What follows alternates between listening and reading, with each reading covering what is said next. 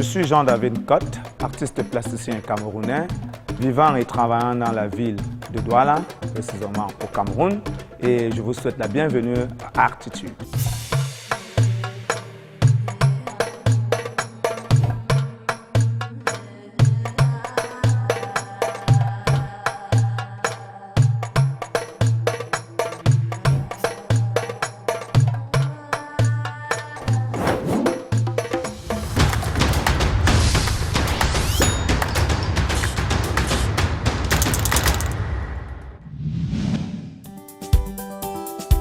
Centre d'art contemporain, laboratoire des nouvelles pratiques urbaines dans les villes africaines, Douala Art nous ouvre ses portes pour une immersion au cœur du projet Théâtre des corps, drame de la matière qui compte en réalité 3 grandes expositions. Ici même à l'espace Douala Art, puis à Anikaji Art Gallery et à Africaris en France. Allez, venez, suivez-moi, allons à la rencontre du peintre de la condition. Jean-David Cotte, bonjour. Bonjour. Je suis ravie de vous retrouver ici. Plaisir partagé. Au cœur de cette installation qui saisit dès l'entrée. Vous nous avez habitués à vous servir des problématiques migratoires pour travailler, mais cette fois-ci, on semble, pour cette trilogie d'exposition, on a plutôt le sentiment que l'ancrage est plus économique. Bien évidemment, parce qu'il faut savoir que les sujets que je débat et que j'utilise dans mon travail ne sont que des prétextes en fait, pour mettre en évidence un sujet qui est tout simplement celui de l'impact de la violence dans la société contemporaine. Je m'intéresse à tout ce qui a trait à la condition humaine, mais aussi à tout ce qui a trait à tout ce qui est écologique. Donc, quand on parle de violence, on ne limite pas uniquement sur la violence des personnes, mais aussi sur les violences environnementales. Donc, du coup, ce qui fait que, forcément, quittant des questions migratoires, qui sont aussi des problèmes qui minent la société mondiale aujourd'hui, mais qui s'attaquent aussi aux personnes, c'est normal que je m'y intéresse.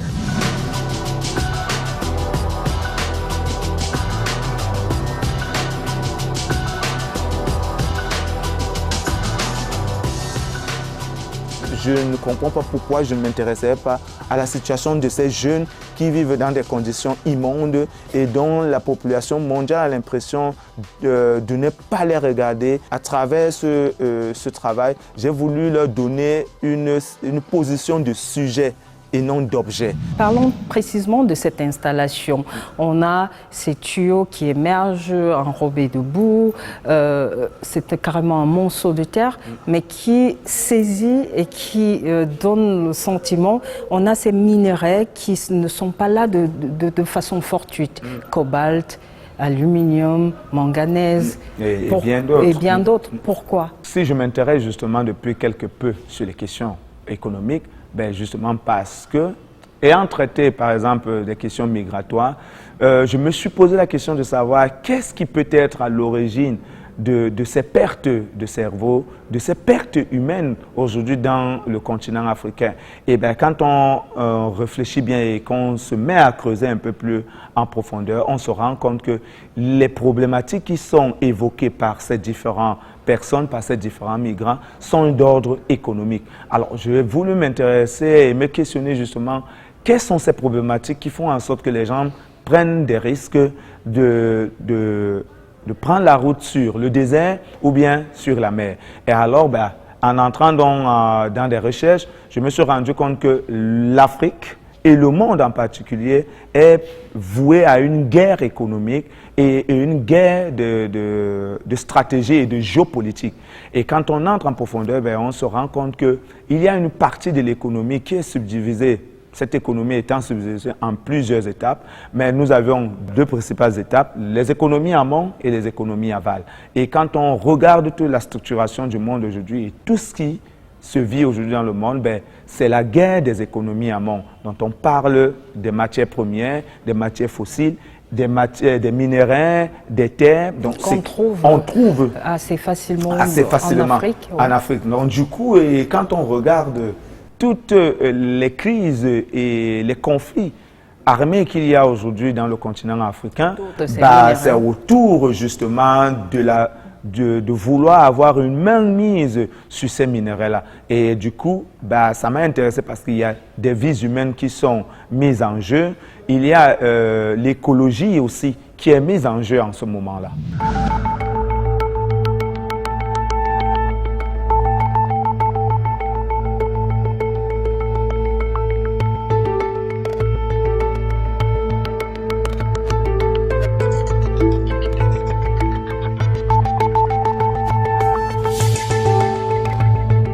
Intéressons-nous à ces figures qui sont placées juste au-dessus de ces tuyaux qui émergent.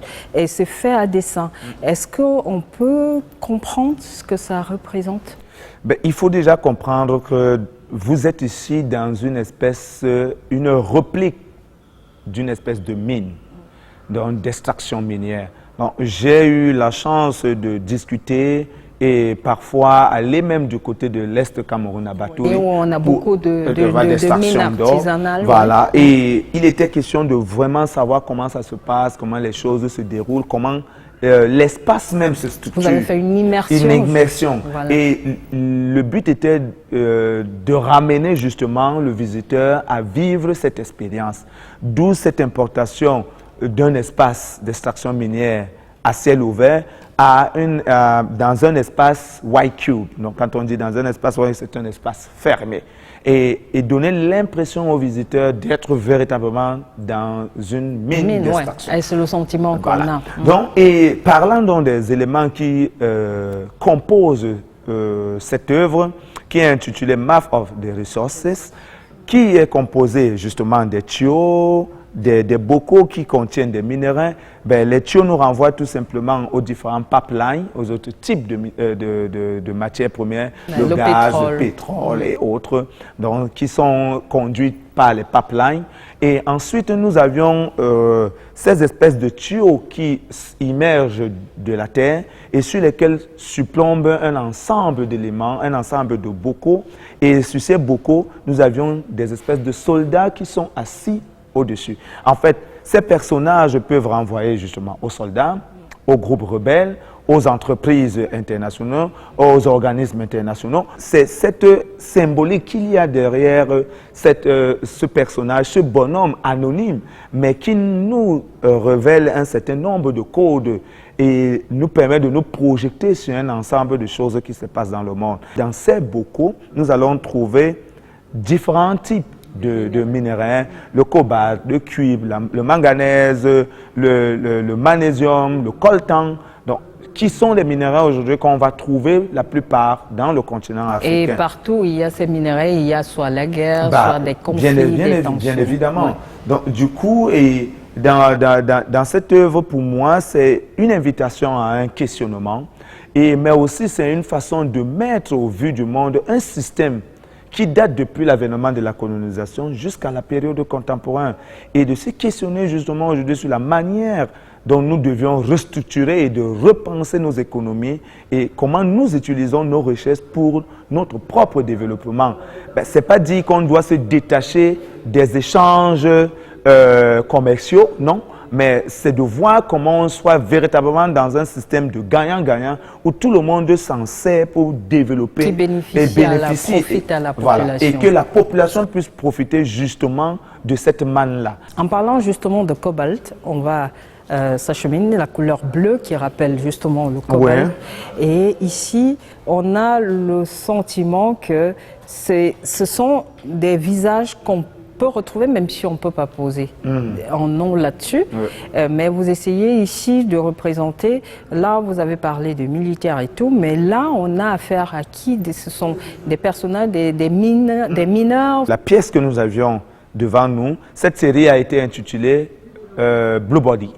En fait, c'est tout un projet de travail qui a commencé en peinture et qui ne s'est pas encore achevé et qui s'est reconstitué en sculpture. Donc la série Blue Body en fait fait une paire balle à tous ces corps qu'on retrouve sous terre.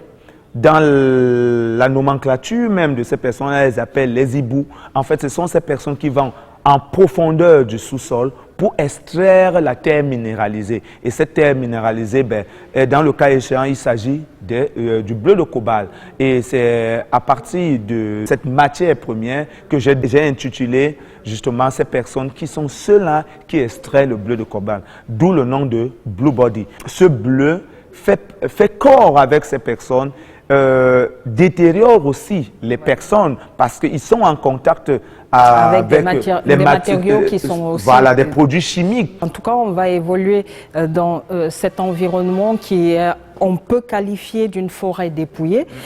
Cet espace, ce monceau de terre qui est en réalité un champ de mine. Et il y a, on croise sur le sol des bottes, certainement abandonnées par des mineurs. Oui. On a ces emballages de sachets d'alcool. Voilà. Est-ce que c'est le quotidien des mineurs quand vous étiez à l'Est? Bien évidemment, tout ce que vous voyez, c'est la réalité, c'est le quotidien justement des mineurs. Parce que c'est un travail qui demande énormément d'énergie physique. Et pour eux, pour pouvoir revigorer justement cette énergie, ils se shootent avec ces sachets de whisky, des spiritueux plutôt frélatés. Au lieu de donner de la force aux travailleurs, ça détruit carrément le corps de celui qui en consomme. Et bien évidemment, vous allez trouver des enfants qui travaillent dans ces mines-là. Parfois, c'est une histoire d'ordre familial. C'est pour ça que vous allez voir dans le cas échéant, sur les sculptures, les bustes que vous voyez là, les Blue Body, c'est une famille qui est représentée, le père, la mère et l'enfant. Donc, généralement, c'est une question, ça se transmet de père en fils, de mère en fille. Et c'est question de famille parce que les histoires vous disent que le papa va te dire, moi, j'ai plus suffisamment de force pour continuer. Non, ce sont mes enfants qui prennent le relais parce que ça nous permet de nourrir la famille. Tout est question de survie. Ne serait-ce que les besoins primaires. Il y a rarement des hôpitaux dans ces lieux-là. Donc, il y a beaucoup de cas de morts parce qu'il n'y a pas eu des interventions rapides. Et cela entraîne beaucoup de dégâts physiques, de dégâts humains, mais aussi des dégâts écologiques. On va évoluer et on va aller de l'autre côté où vous nous proposez carrément sur toile de jute des portraits au regard, pas tout à fait, ça c'est mon impression de journaliste, pas tout à fait triste, mais des regards qui vous saisissent et on a le sentiment que s'installe d'office en dialogue. C'est voulu. Et qui vous interroge. Voilà. En fait, c'est dans mon expression en tant que portraitiste, j'aime bien saisir le regard. C'est parfois un regard inquisiteur, qui est interrogateur aussi en même temps, parce que je souhaite parfois que quand on regarde mes portraits, qu'on ne sorte pas de là comme on est venu, et garder toujours quelque chose en mémoire, de se rappeler, mais pourquoi ce regard saisissant? Qu'est-ce que ce regard voudrait nous raconter? Quelles sont les réalités de ce regard? On a l'impression que chaque regard est une vie ou une multitude de vies. C'est une histoire. Voilà. Vous savez, le regard, c'est cette partie du corps qui nous raconte le vécu d'une personne. C'est vraiment le miroir de l'âme, c'est le miroir de notre personnalité, c'est le miroir de ce que nous sommes. À travers un regard, on peut détecter, on peut connaître les émotions de la personne qui est face à nous. On va y aller. Deux univers. Là, on avait des corps sculptés. Ici, c'est une série de portraits. Si je me réfère à ce portrait-là, c'est sur toile de jute, mais au milieu là, c'est comme si c'est fait à dessin. On a une espèce de cicatrice au milieu du front. C'est fait à dessin ou vous respectez simplement la matière? Je respecte la matière parce que dans le cadre de ce travail qui est intitulé Corps et matière, bien évidemment, alors, je me saisis de la matière et je me demande comment je fais un alliage entre ce corps et cette matière que j'ai. Cette matière qui est un élément assez essentiel sur les questions commerciales entre le Nord et le Sud, les questions des échanges, aussi les questions de transport. des matières. Il est ici, quand on voit la toile de jute, on va faire référence à cacao, café, coton aussi, parce qu'il faut dire que la toile de jute a cette connotation assez, déjà, qui a une connotation du passé, un passé colonial et qui aujourd'hui est ancré dans les mœurs des populations africaines, mais aussi dans l'économie même de cette Afrique. Au-delà de l'aspect purement commercial, les transactions nord-sud, on voit la réalité profonde dans les champs. Qui sont ces travailleurs, qui sont ces ouvriers. Et tous ces portraits, ce sont des enfants, ce sont des mineurs, ce sont des jeunes. Vous montrez l'envers de la médaille, ce qu'on ne voit pas toujours derrière les milliards qui sont comptés à longueur de journée. Oui, bien évidemment. Ce sont les premiers acteurs de notre économie. Sans eux, il n'y aura pas d'économie. Il n'y aura pas de matières premières. Pourtant, on ne les reconnaît pas. Mais pourtant, ils ne sont pas visibles. Ce sont ceux qui sont généralement mis à l'écart, même dans les différentes conventions, même les accords, les prises de décisions. Et ça leur dépend.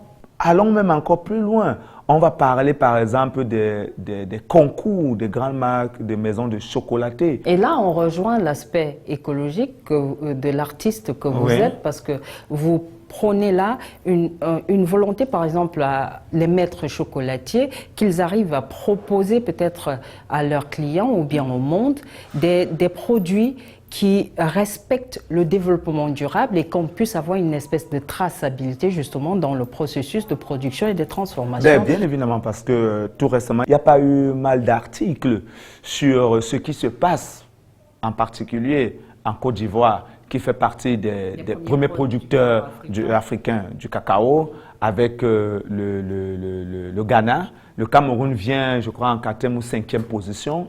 Et du coup, dans cet article, vous allez vous rendre compte qu'on parle véritablement du travail des enfants dans les champs de cacao. Derrière ça, comme on dit, toute activité agricole est généralement reliée à des activités familiales. Et nous, par exemple, dans l'entendement des Africains, nous ne considérons pas que c'est un travail d'esclavage. C'est normal, c'est quelque chose qui est génétique, qui est familial. Si on prend, avec une actualité plus récente, si on prend le sud-ouest Cameroun, qui est quand même l'un des bassins de production du cacao, où justement il y a une forte tendance de la population vit et dépend justement de la production du cacao, mais c'est une population qui subit non seulement la crise anglophone, mais qui doit aussi faire avec cette production-là.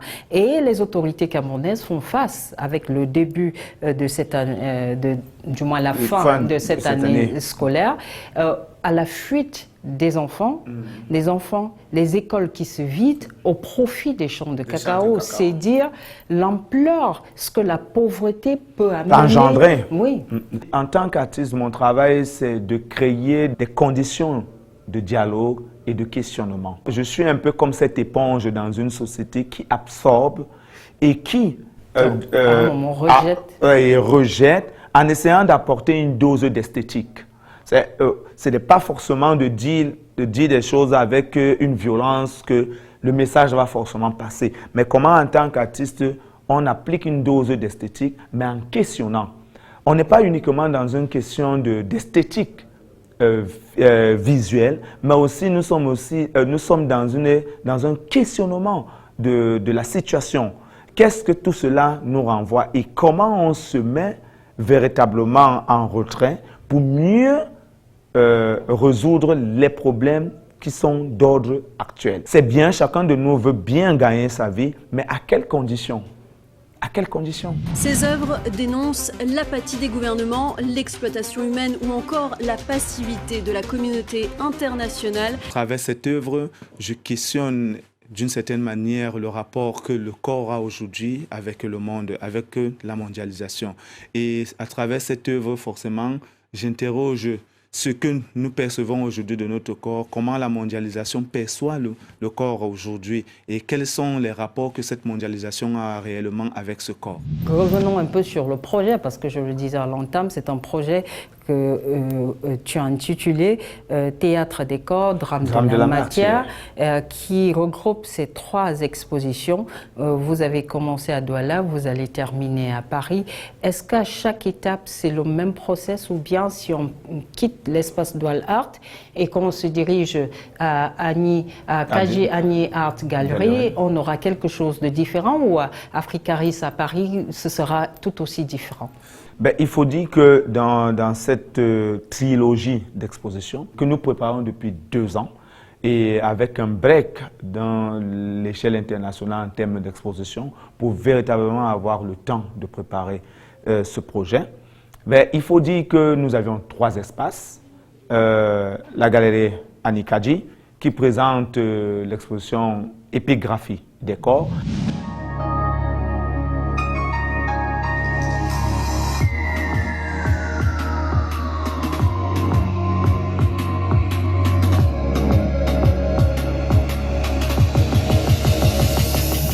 Ben, qui va mettre plus un accent sur la partie peinture de Jean-David Cott. Et à Africaris, c'est ça? Et à Africaris, nous pourrons dire que c'est une somme des deux expositions. Mais en sachant que ce ne sont pas les mêmes œuvres qui sont présentées, parce qu'à Africaris, on aura justement l'installation de Map of the Resources, et après on aura Épigraphie des corps, ben, qui a donc donné un titre général qui est Théâtre des corps, drame de la matière.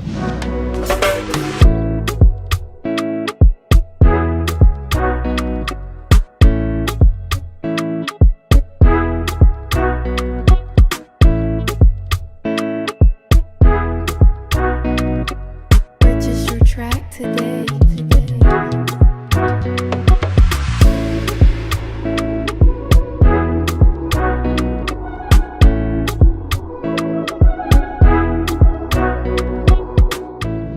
Dans tous les cas, merci. Pour ceux qui avaient assisté au vernissage, on avait eu la chance de voir tout ce grand monde. Jean-David Cott, c'est un nom qui fait courir les milieux des arts, les passionnés d'art, et on comprend pourquoi à regarder votre travail. Ben, je pense que c'est aussi la somme et l'accompagnement de plusieurs âmes et de plusieurs esprits qui fait en sorte qu'aujourd'hui, ben, quand on entend le nom Jean-David Cott, tout le monde voudrait bien aller voir qu'est-ce qu'il présente. Surtout que Jean-David Cott ne fait pas des expos tout le temps individuels au Cameroun. Il se donne généralement 5 années avant de refaire une exposition individuelle au Cameroun. Dans tous les cas, c'était ces 2 années de travail acharné, 2 années récompensées par le sentiment, ce que ressent le visiteur ici. Et nous-mêmes, dans la peau du visiteur, on est saisi et on prend conscience de ce qui se passe et dans les mines, et dans les champs de cacao, de café ou autres de coton aussi, à l'extrême nord du pays. Merci pour cette proposition-là.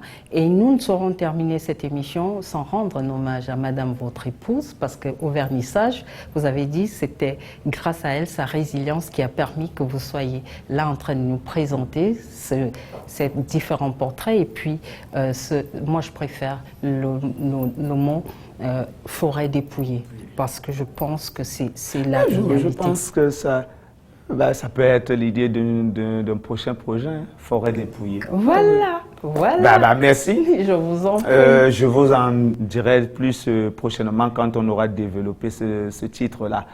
Bien évidemment, vous savez, on dit souvent, avant on disait, devant un grand homme se cache une grande femme.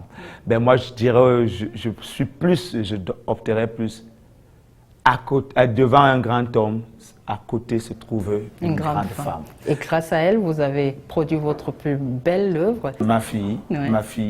Vraiment, vous savez, en tant qu'artiste, et même pas seulement en tant qu'artiste, mais en tant qu'humain, et en particulier en tant qu'Africain et Bantou, ben, on va beau faire toutes sortes de réalisations qu'on veuille, mais les vraies réalisations, ben, c'est cette progéniture que nous créons et qui nous permet de constituer ce qu'on appelle véritablement une famille.